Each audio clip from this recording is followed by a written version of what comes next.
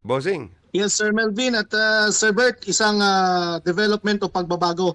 Nilagdaan na ni Pangulong Ferdinand Bongbong Marcos Jr. ang isang batas na magpapahintulot sa isang individual na makakuha ng academic degree sa pamamagitan ng hindi tradisyonal na pamamaraan o yung hindi na kinakailangang pumasok o magtapos ng 4 na taong pag-aaral. Sa pamamagitan ng Republic Act number 12124 o ang Expanded Tertiary Education and Equivalency and Accreditation Program o ETEAP. Maaaring mabigyan ng academic degree ang mga kwalipikadong profesional matapos natasahin ang kanilang kaalaman, skills at antas ng competence sa kanilang propesyon. Itinalaga naman ang Commission on Higher Education o CHED bilang pangunahing ahensya na tagapagpatupad ng naturang programa. Sa ilalim nito, trabaho ng CHED na atasan ng mga higher education institutions na magbukas ng academic degrees para sa ETEAP.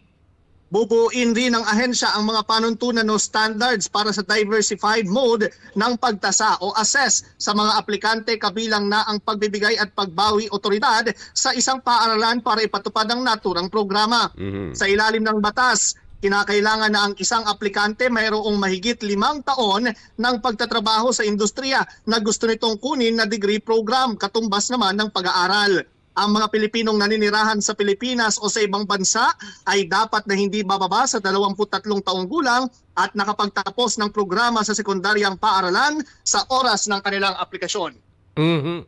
Ibig sabihin nito, kahit na hindi ka talaga nakatapos sa 4 na taon, kaya lang pumasa ka dito sa kuha na ito, sa batas na ito, ikaw ay magiging ng degree holder.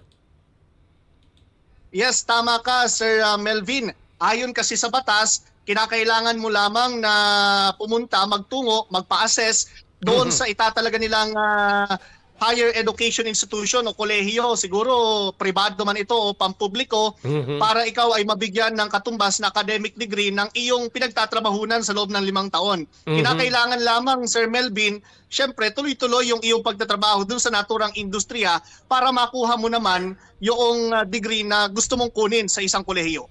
Ay, maganda ito.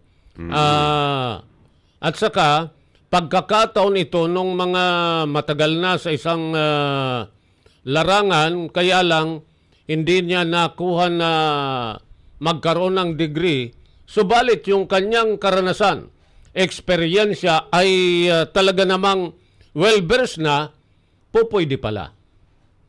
Totoo yan, Sir Melvin. Ibig sabihin, magkakaroon nga ng karagdagang oportunidad. Yung mga profesional na 5 taon na nagtatrabaho, ibig sabihin, kabisado na ho yung kanilang trabaho, yung kanilang kaalaman, talagang hubog na. At siguro meron ng karapatang sabihin na sila ay mayroong sapat na kaalaman dun sa pinag-aaralan sa kolehiyo, Sir Melvin. I see. Okay, so maraming salamat.